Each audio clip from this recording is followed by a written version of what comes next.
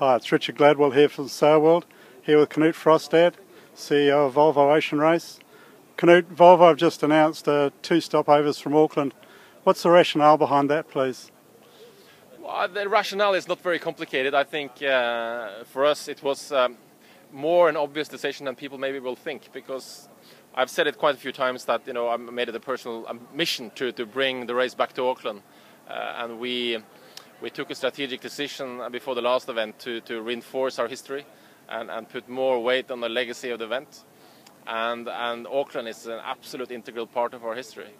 And on top of that, we said to Auckland last time, do a good job that time and we'll come back, and we were really impressed last time. We liked working with Auckland, we liked working with the events team, we had really good racing here, the sailors were happy, and the viaduct in its new shape works perfectly for the event. So for me, in the next 2 editions, why we did 2 editions is because when we look at the whole route, we're going to so many different places. We quite often go to new markets, but we need some cornerstones in the event that keeps the history running and keeps the legacy.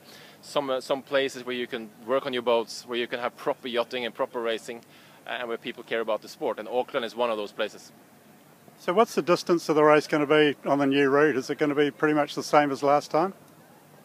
The total distance won't be too different now from last time, but there will be some differences from the last route, yes. Some new challenges for the sailors, definitely.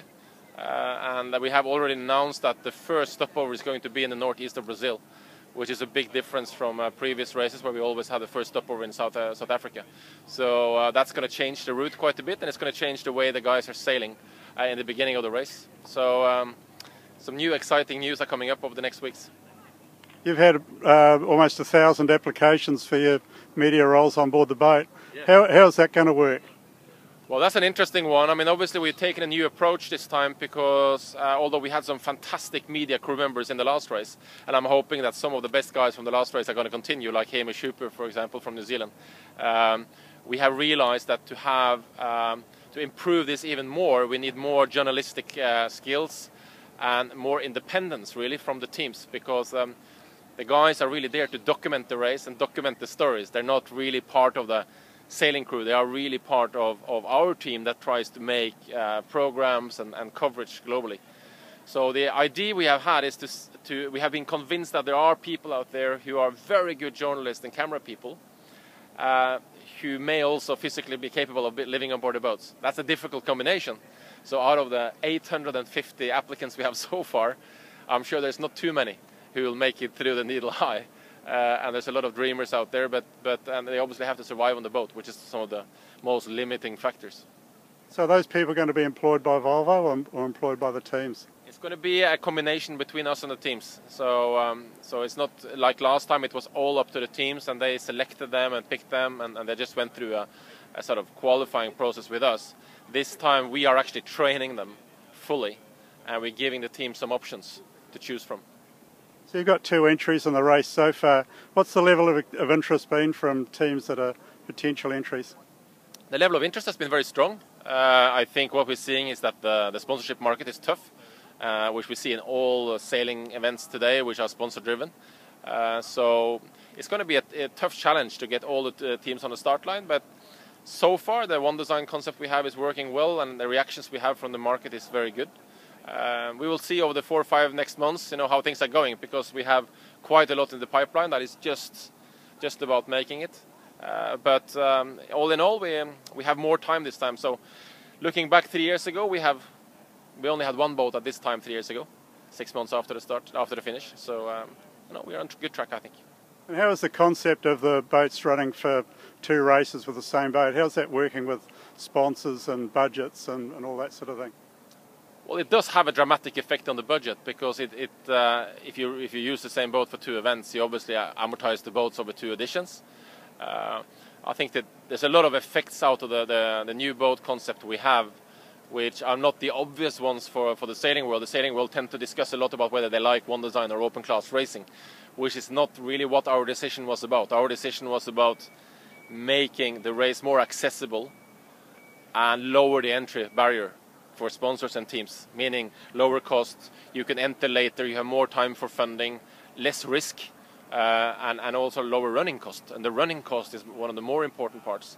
So for example, with the new fleet we are building now, we will share spare rigs, like Southern here in Auckland is going to supply the rigs, and we're not going to need to buy one rig for each boat. We will share one rig among 3 boats, because they're all going to have the same rigs. And we're going to share dagger boards and rudders and keels and bolts and nuts and blocks and ropes and sails, and that dramatically reduces your running costs.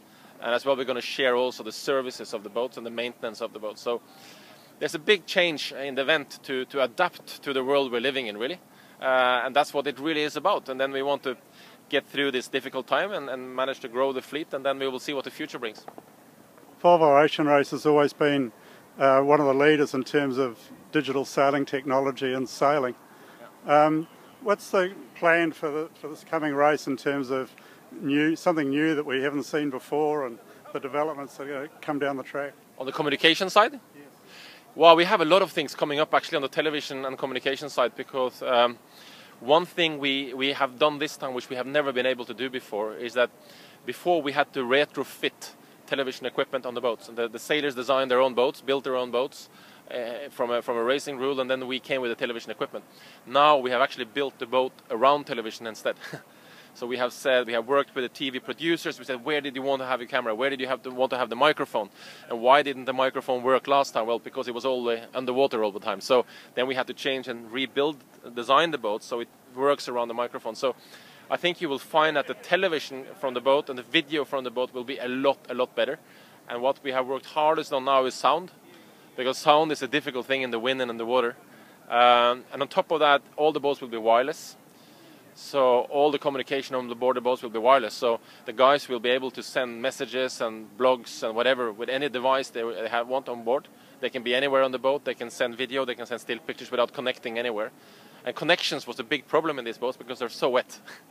So after a couple of weeks on the sea, at sea, it's all corroded and it's not stopped working. And good example of that was we had a few mast breakages in the last race, but our automatic video capturing systems never worked and captured it, because it was too corroded.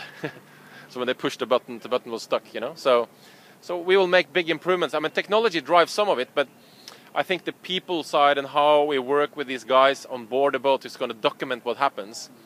The fact that we are starting that even before we have the teams ready is going to be essential, because those guys are going to bring out the stories. You can have the technology you want, but you need the stories. Well, that level of response you got for that MCM role, does that surprise you, or does that sort of indicate that maybe people are actually getting the race and want to be involved, and it's got a general media following that's beyond just the sailing media? Yeah, I think there's a couple of things. I think it has starting to have a bigger following. What was surprising to me was to see how many of these applicants we have so far, and it's only been out for a couple of weeks, are coming from outside the sailing world.